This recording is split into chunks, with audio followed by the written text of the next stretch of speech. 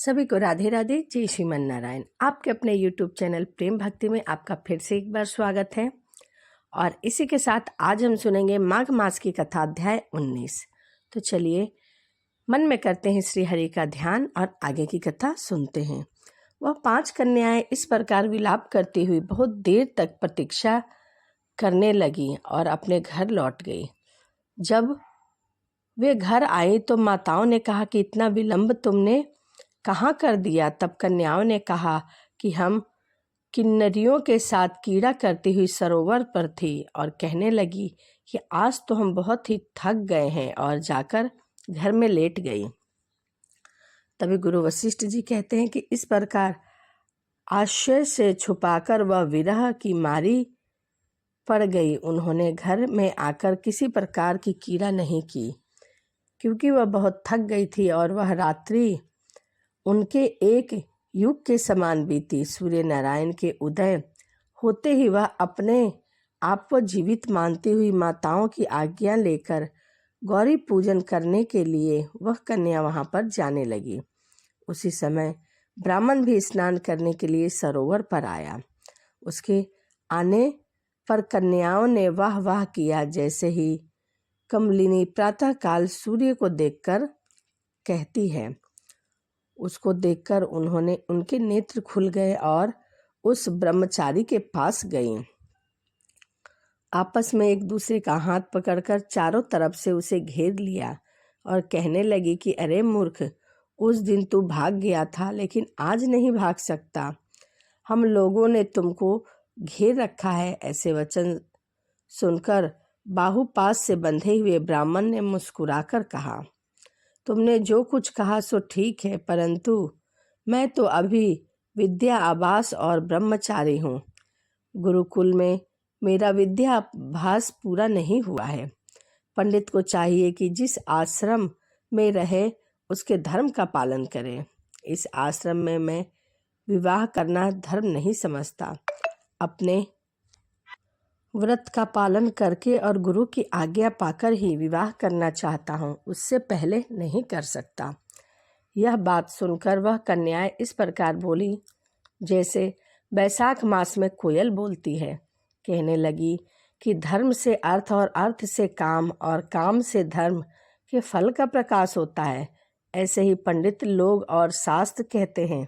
हम काम सहित धर्म की अधिकता से आपके पास आए हैं, सो आप पृथ्वी से सब भोगों को भोगिए। उस ब्राह्मण ने कहा कि तुम्हारा वचन सत्य है, किंतु मैं अपने व्रत को समाप्त करके ही विवाह कर सकता हूँ। मैं अपने विद्यापीठ को पूरा करके ही विवाह कर सकता हूँ, पहले नहीं कर सकता। तब वह कन्याएं कहने लगी कि तुम मूर्ख हो। अनोखी औषधि, ब्रह्मा बुद्धि, रसायन सिद्धि, अच्छे कुल की सुंदर नारियां तथा मंत्र जिस समय प्राप्त हो जाए उसे ग्रहण कर लेना चाहिए। कार्य को टालना अच्छा नहीं होता। केवल भाग्य वाले पुरुष ही प्रेम से पूर्ण अच्छे कुल से उत्पन्न स्वयं वर चाहने वाली कन्याओं को प्राप्त करते हैं। कहाँ हम अनोखी नारियां, कहाँ आप तपस्वी बालक। यह बेमेल का मेल मिलाने में विधाता की ही चतुराई है। इस कारण आप हम लोगों के साथ गंधर्व विवाह कर लें। इनके ऐसे वचन सुनकर उस धर्मात्मा ब्राह्मण ने कहा कि वर्ती रहकर इस समय विवाह नहीं करूँगा, मैं स्वयं की इच्छा नहीं करता। इस प्रकार उसके वचन सुनकर उन्होंने एक दूसरे का हाथ छोड़कर उसको पकड़ लिया और सुशील और सुरस्वरा से उसकी भुजाओं को पकड़ लिया। सुतारा ने आलिंगन किया और चंद्रिका ने उसका मुख चूम लिया, परंतु फिर उसने क्रोधित होकर उनको श्राप दिया कि तुम डायन की इस तरह मुझसे चिपट कर इस कारण पिशाचनी हो जाओ।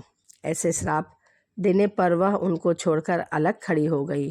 उन्होंने कहा कि हम निरपराधी को वृथा क्यों श्राप दिया। तुम्हारे इस धर्मात्मा पर धिक्कार है। प्रेम करने वाले से बुराई करने वाले का दुख दोनों को नष्ट हो जाना चाहिए। इसीलिए तुम भी हम लोगों के साथ पिशाच हो जाओ।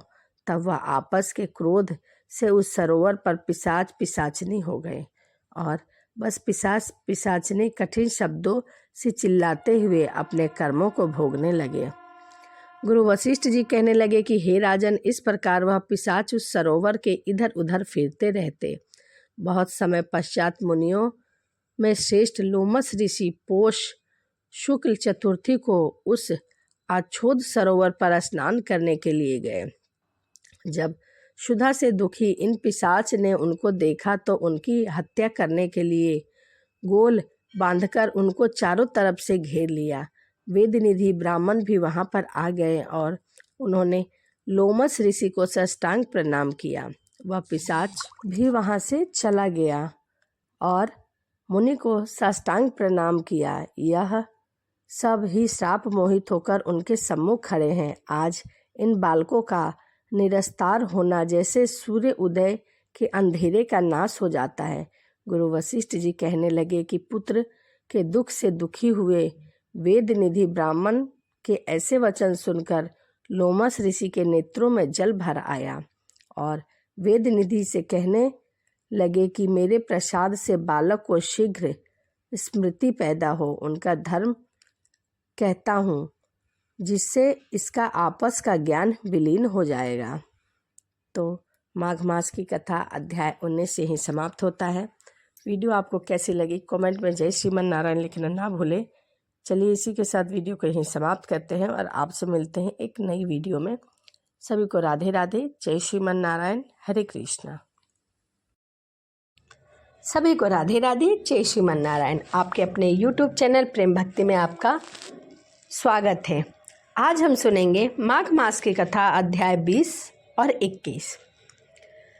देवनिधि कहने लगे कि हे महर्षि, धर्म को जल्दी ही कहिए क्योंकि श्राप की अग्नि बड़ी दुख कारक होती है। लोमस ऋषि कहने लगे कि यह सब मेरे साथ नियम पूर्वक माघ स्नान करे, अतः तभी वह श्राप से छूट जाएंगे। मेरा यह निश्चय है।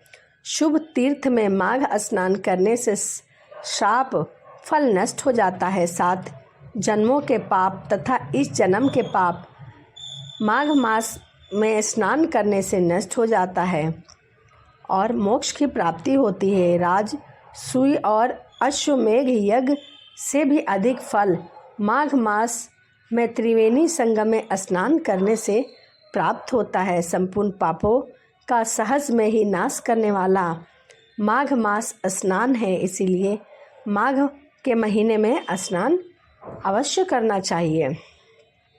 तभी लोमस ऋषि कहने लगे कि पूर्व काल में अवंती देश में वीरसेन नाम का राजा था। उसने नर्मदा के किनारे राज शू यज्ञ किया और अश्वमेघ यज्ञ भी किए, जिनके खंभे सोने के बनवाए और ब्राह्मणों को अन्न और बहुत सारा दान दिया गया। बहुत सारी सुंदर गाय, वस्त्र, सोने के आभूषण दान दिए गए। वह देवताओं का भक्त और दान करने वाला था।